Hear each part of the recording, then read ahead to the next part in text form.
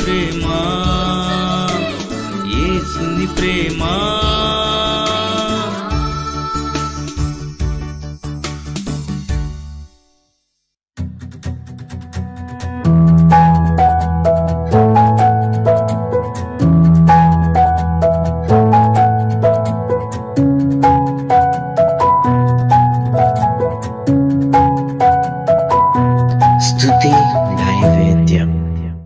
మత్తయి సువార్త 1వ అధ్యాయం 1 నుండి నేను చదువుతున్నాను, చూడండి.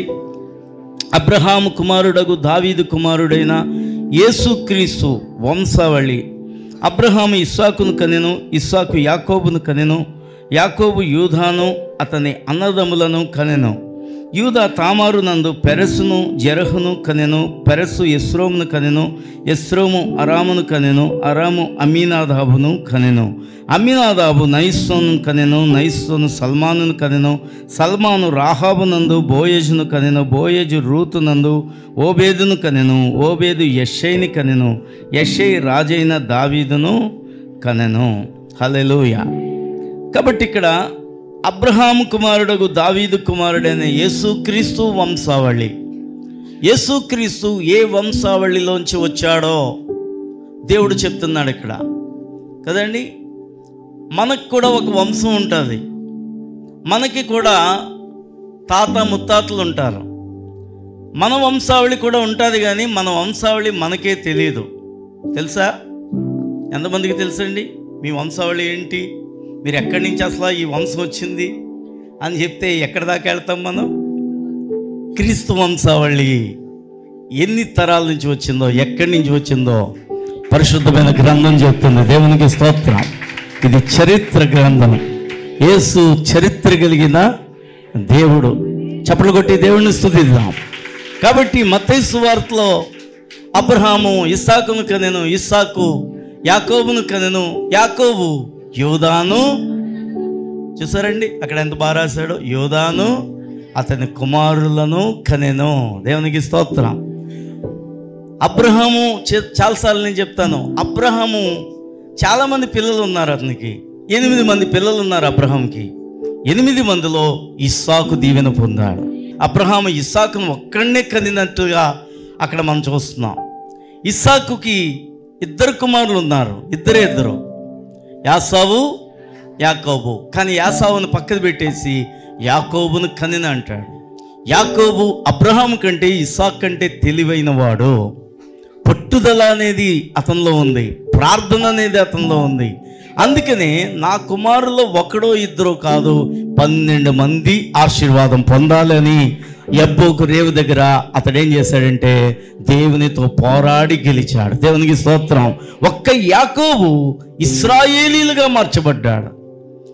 ఇశ్రాయేల్ అనే పేరులో ఇశ్రాయేలీలు 12 గోత్రాలు కూడా ఉన్నాయి. అందుకని బైబిల్ గ్రంథం ఎంత స్పష్టంగా చెప్తుందో ఏదైనా అందులో అచ్చైనా పొల్లైనా సరే తప్పు కాదని నమ్మటానికి ఇక్కడ యూదాతో పాటు అతని కుమారులను కనెను. ఎందుకంటే యూదా ఒక్కడే కాదు ఏంటి, రూబేను గోత్రం ఆశీర్వదించబడ్డది, లేవి గోత్రం ఆశీర్వదించబడ్డది, షిమ్యోను గోత్రం, ఆషేరు గోత్రం, మొత్తం మిగిలిన అందరూ కూడా, ఇస్సాకారు, జెబూలూను, మొత్తం అందరూ కూడా వీళ్ళందరూ ఏమయ్యారంటే ఆశీర్వదించబడ్డారు. దేవునికి స్తోత్రం చెల్లిందాం.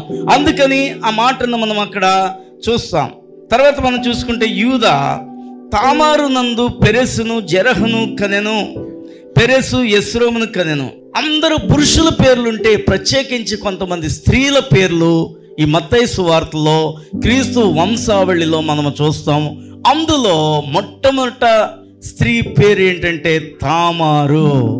అందరూ చెప్పండి, తామారు ఎవరికి భార్య? ఆది కాండానికి వస్తే తామారు యొక్క చరిత్ర మనం ఈ రోజున తెలుసుకుంటున్నాం. చాలాసార్లు మరియా యోసేపుల కోసం, జ్ఞానుల కోసం, గొర్రెల కాపరుల కోసం అండ్ ఎన్నో విషయాలు మనము క్రిస్మస్ ఆరాధనలో చెప్పుకున్నాం. ఇప్పుడు తామారు కోసం కూడా చెప్పుకోవాల్సిన అవసరత ఉంది. ఎందుకంటే ఆమె ప్రత్యేకించబడిన స్త్రీ. ఆమె ప్రత్యేకంగా యూదా గోత్రంలోంచి వచ్చినది. దేవునికి స్తోత్రం. 38వ అధ్యాయం ఆది కాండంలో ఆమె చరిత్ర ఇక్కడ కనబడుతుంది. ఆ చరిత్రను మనం ఈ రోజున కొద్దిగా ధ్యానం చేద్దాం. మొదటి నుంచి, ఆ కాలమందు యూదా తన సహోదరులను విడిచి హీరానువకు అదుల్లమైన యొద్ద ఉండుటకు వెళ్ళెను. అక్కడ షూయ అను ఒక కనానీయుని కుమార్తెను యూదా చూచి ఆమెను తీసుకుని ఆమెతో పోయిను. ఆమె గర్భవతి అయిన కుమారుని కనగా అతడు వానికి ఏరు అని పేరు పెట్టెను. ఆమె మరలా గర్భవతి కుమారుని కని వానికి ఓనాను అని పేరు పెట్టెను. ఆమె మరలా గర్భవతి కుమారుని కని వానికి షేలా అని పేరు పెట్టెను. ఆమె వీని కనినప్పుడు అతడు కజీబులో ఉండెను. యూదా తన జ్యేష్ఠ కుమారుడైన ఏరునకు తామారు అను దానిని పెళ్లి చేసెను. దేవునికి స్తోత్రం, హల్లెలూయా. యూదా మరి ఇక్కడ చెప్తున్న మాట ఏంటంటే, తన జ్యేష్ఠ కుమారుడైన ఏరునకు తామారు అనే స్త్రీని ఏం చేశాడు? పెళ్లి చేశాడు. అంటే యూదా యొక్క పెద్ద కోడలు ఎవరండి? తామారు. ఏరు అతని 3 కుమారులు ఉన్నారు. అయితే విచారం ఏంటంటే, ఏరుని పెళ్లి చేసుకున్న కొద్ది కాలానికి ఏరు చనిపోతాడు. ఏరు చనిపోయిన తర్వాత పాత నిబంధనలో, పాత కాలంలో సంతానం అనేది చాలా ప్రధానమైనది.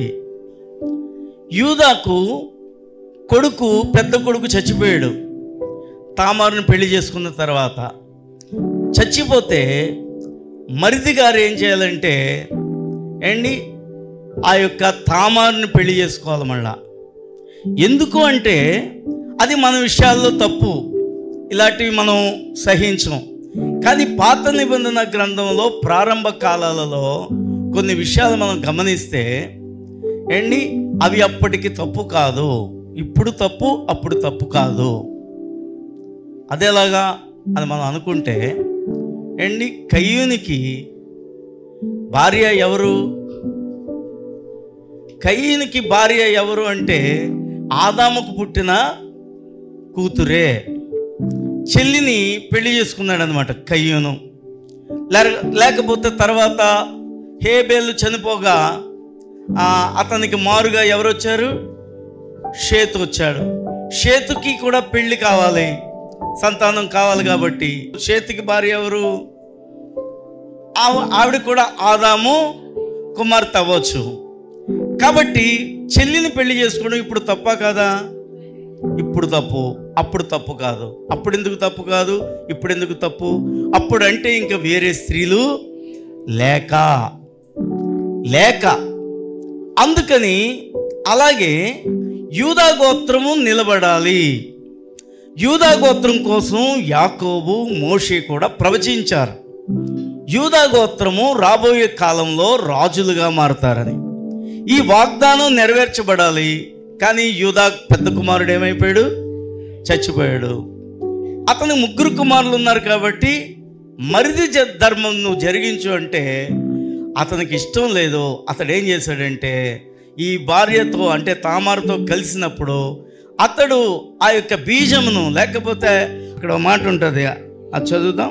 అప్పుడు యూదా ఓనానుతో నీ అన్న భార్య వద్దకు వెళ్ళి మరిది ధర్మం జరిగించి నీ అన్నకు సంతానం కలగజేయమని చెప్పాను.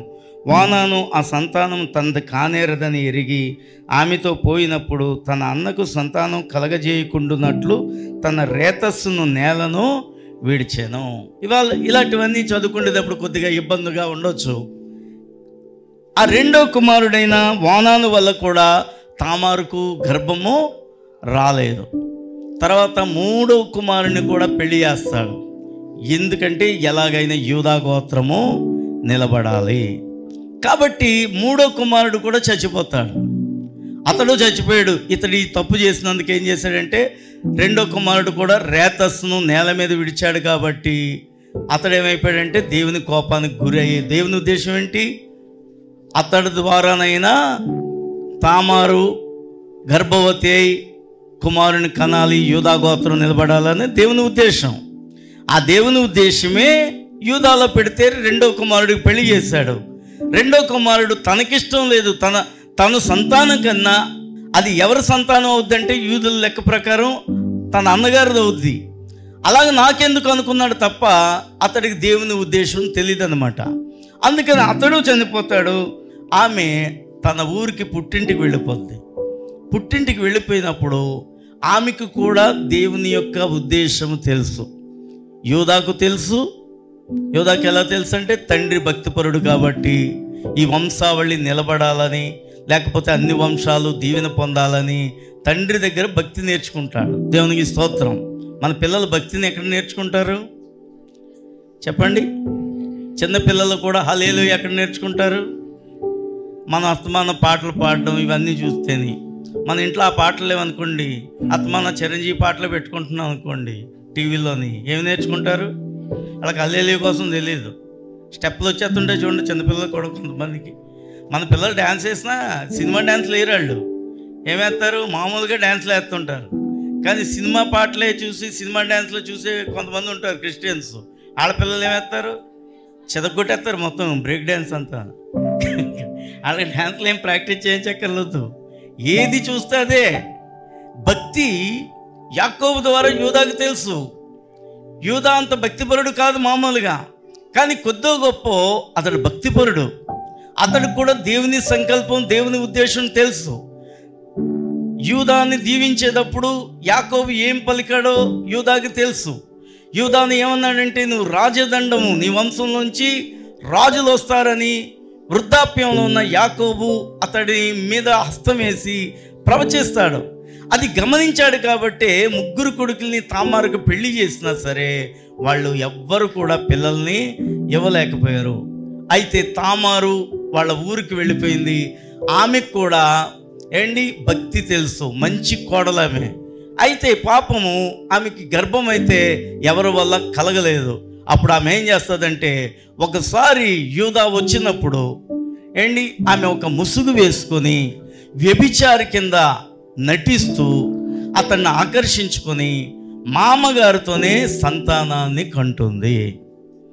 ఇవన్నీ మనకి తప్పుగా, భౌతిక లోకానికి, ఈ బాహ్య ప్రపంచానికి కొన్ని తప్పులు, కానీ అవి దేవునికి విషయంలో, అవి ఆత్మీయమైన విషయాల్లో అవి తప్పులు కాదు కదండి. ఒకప్పుడు పాత నిబంధనలో అబ్రహాంకి అయితేనేమి, చాలామందికి యాకోబుకి అయితేనేమి, తర్వాత దావీదు అయితేనేమి, సొలొమోను అయితేనేమి, ఎంతోమంది భార్యలు ఉన్నారు. పాత నిబంధనలో సిస్టమ్ వేరు. పాత నిబంధన రూల్స్ చాలా వేరుగా ఉంటాయి. తిండి విషయంలోనైనా వాళ్ళకుండే ఆచారాల విషయాల్లోనైనా అవన్నీ చాలా విషయాల్లో ఉంటాయి. ముస్లింలకు కూడా అలాగే ఉంటాయి. వీళ్ళందరూ కూడా పాత నిబంధనలో దేవుని మాటలను పాటించి అవన్నీ చేశారు. క్రొత్త నిబంధనకు వచ్చేటప్పటికి ఏకపత్ని వ్రతుడుగా ఉండాలి. ఒక అధ్యక్షుడు అవ్వాలంటే, పాస్టర్ అవ్వాలంటే, సంఘానికి ఒక పెద్ద కావాలంటే నీతిని, న్యాయాన్ని పాటించేవాడుగా ఉండాలి. ఎవరి చేత వేలెత్తి చూపించకుండా ఉండాలి. ఒకే భార్య ఉండాలి. కృప కలిగిన మా తండ్రి, వాక్యాన్ని దీవించి ఆశీర్వదించి నీ కృపతో నింపండి. ఈ హెచ్ఎంను సంపూర్ణంగా దీవించు నాయనా.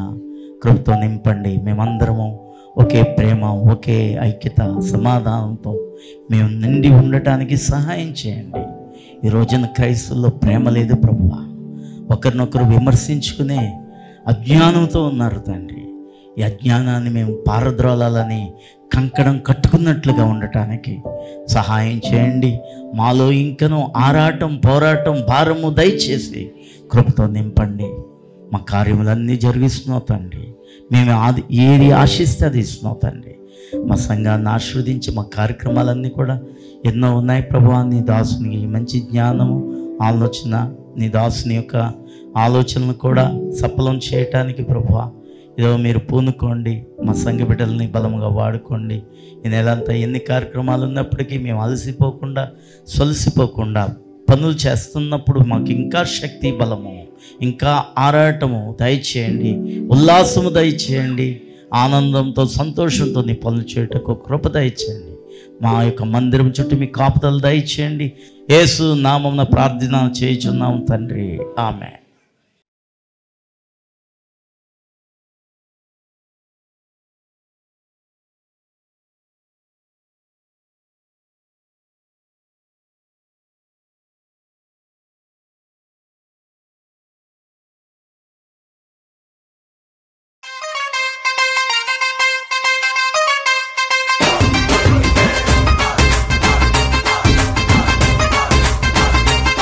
లోకరక్షకుడు మన కొరకు దయించెను, మన పాప శాపములని తొలగింపను. ఇమ్మానుయేలుగా మన తోడు ఉండను.